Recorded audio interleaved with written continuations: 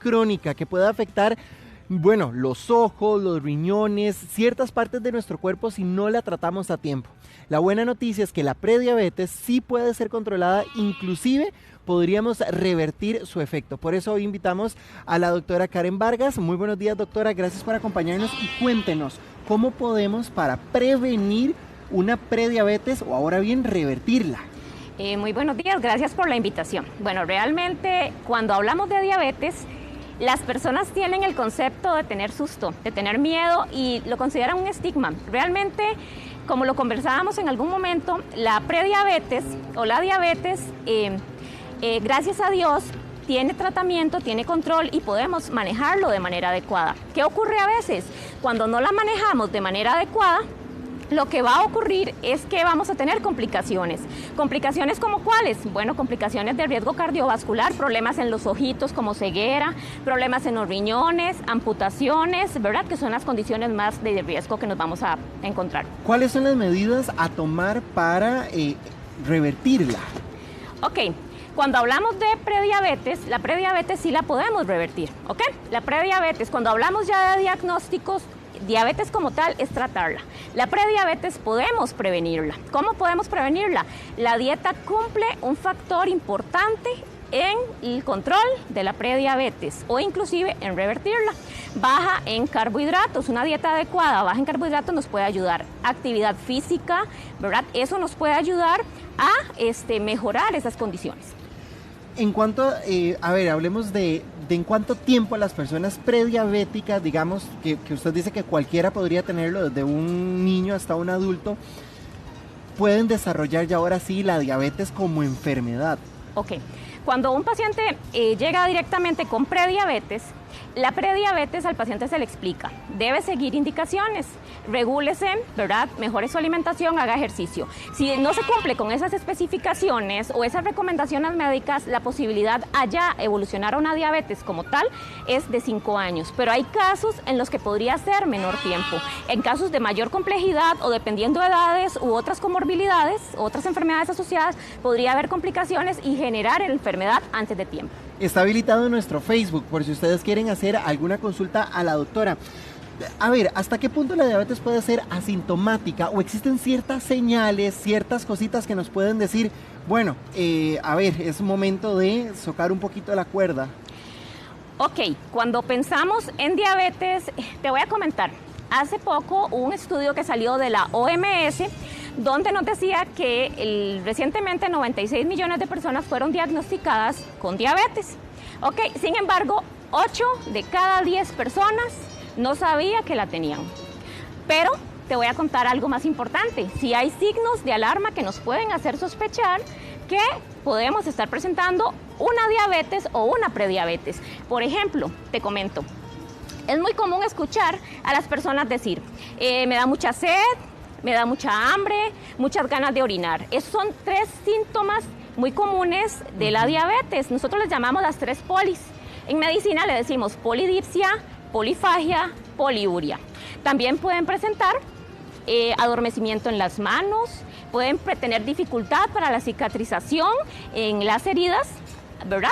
Pueden tener, además, uno de los síntomas más comunes es la pérdida de peso. Cuando ya hay una diabetes muy acentuada, la pérdida de peso puede ser uno de los síntomas que podría darnos señales de que están desarrollando una diabetes. Y hay algo todavía más importante que muchas veces las mujeres, que son las que más comúnmente consultan por eso, tienen, que es la presencia de hongos inguinales, bajo los pliegues mamarios, en los hombres en la parte de la región del periné, posterior al escroto y demás, ahí se pueden desarrollar hongos. Entonces, muchas veces consultan y les dan cremas y les dan condiciones y etcétera, pero no mejoran y no acatan a hacerles estudios acerca de diabetes y resulta que es diabetes lo que están desarrollando. Entonces, hay que ponerle ojo a todos estos síntomas.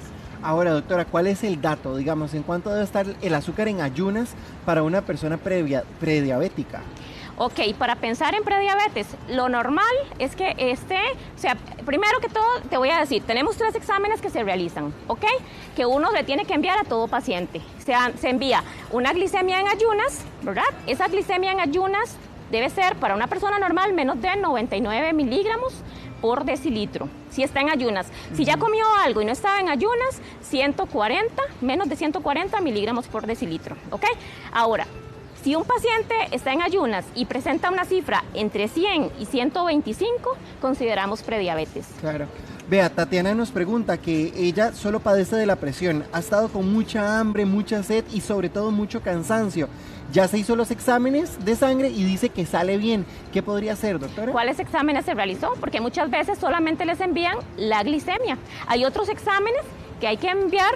Una glicemia, por ejemplo, si yo le envío a usted una glicemia y usted no comió durante 2 días anteriores y está en ayuna, esa glicemia en ayunas me podría dar un valor erróneo, ¿verdad? Entonces, hay que complementarlo y aquí el examen más importante a desarrollar es la hemoglobina glicosilada.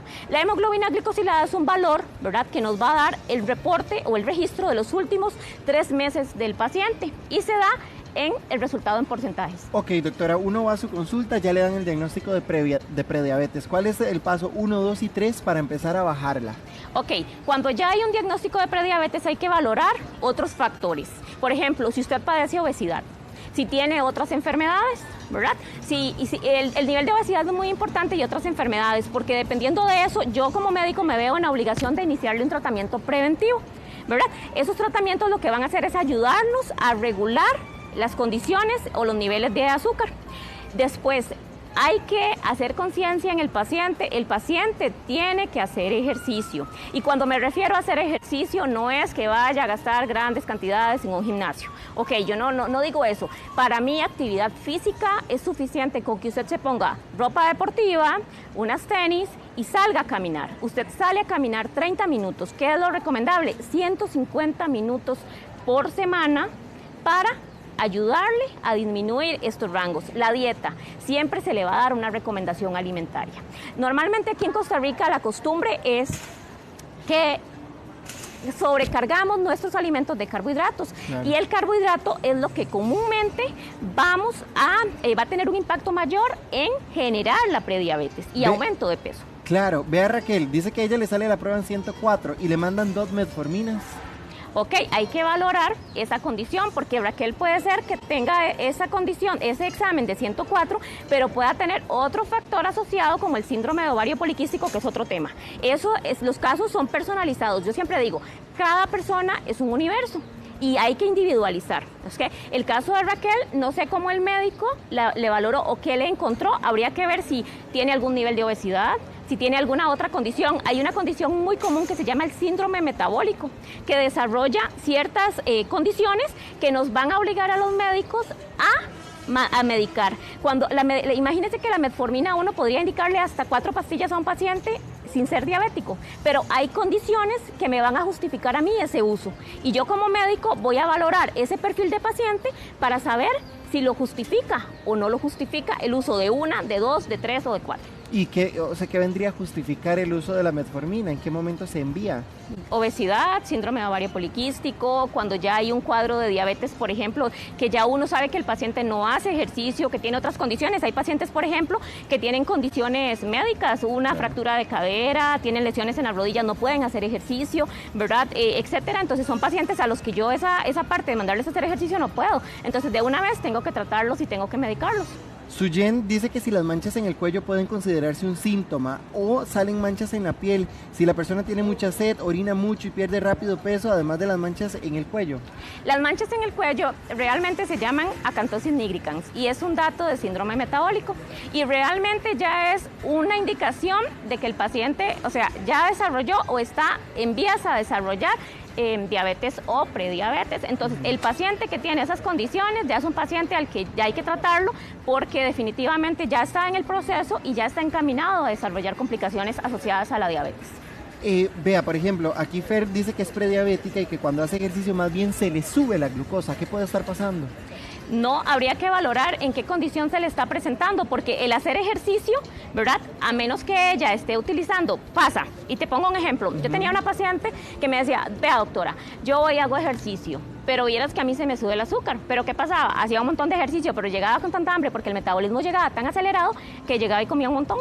Y entonces, ¿qué sucedía? El azúcar se disparaba, ¿pero por qué? Porque llegaba y comía frutas, tomaba un montón de bebidas estas, Gatorade, tomaba un montón de condiciones de estas, ¿y qué pasaba? Estaba de alguna manera afectando, hacía muchísimo ejercicio, pero era el factor asociado que ella estaba realizando el que estaba generando el aumento de glucosa. La glucosa normalmente no tiene por qué subir por hacer ejercicio, más bien está comprobado que el ejercicio como tal baja en un 17%, ¿verdad?, los niveles de azúcar. Lisbeth dice que orina demasiado y que le sale en 100 la prueba. Que orina demasiado y le sale en 100 la prueba. Vamos a lo mismo. O sea, usted puede orinar demasiado, por ejemplo, si yo te mando a tomar 3 litros de agua, ¿qué es lo que yo esperaría? Que usted orine demasiado. Claro. Hay que conocer por qué usted orina demasiado. En el caso de la diabetes, el paciente diabético orina tomando o no tomando agua. O sea, lo poco que consume, lo orina. Y no es que te estés diciendo que orina y puede orinar 1 litro. No, puede ser que vaya y orine 4 gotas y otra vez al rato sientas ganas de orinar otra vez y sientas ganas de orinar, ¿ok? Eso depende mucho de los factores. Cada paciente, siempre lo voy a repetir, es un universo y hay que estudiarlos. Ella puede ser que está tomando mucha agua, ¿verdad? Hay que preguntar, o sea, hay que conocer cuánto líquido toma usted, porque si usted no es, por ejemplo, prediabético, usted llega a mi consulta y yo le digo, mira, Rafa, te voy a decir, ¿cuánto líquido estás tomando? Usted me dice, doctora, es que vieras que yo orino montones, es increíble la cantidad que yo orino. Pero ¿qué resulta? Yo le pregunto, Rafa, ¿y cuánto estás tomando? Ah, no, doctora, yo tomo 5 litros al día. O sea, eso me va a justificar tu orina, ¿verdad? O sea, que orines tanto. Pero si usted me dice, no, doctora, es que vea, yo orino un montón, pero tengo demasiada hambre. Yo paso con demasiada hambre y como. Doctora, y otra cosa, o sea, yo paso con demasiada sed. Paso con mucha sed, pero una sed que yo no me lleno, ahí son 3 factores que yo pensaría en sospechar. Pero el solo hecho de orinar nada más como tal, primero hay que estudiar si hay alguna razón del por qué yo estoy orinando en tanta cantidad. Claro, doctora, muchísimas gracias por habernos acompañado esta mañana, muy amable. Gracias.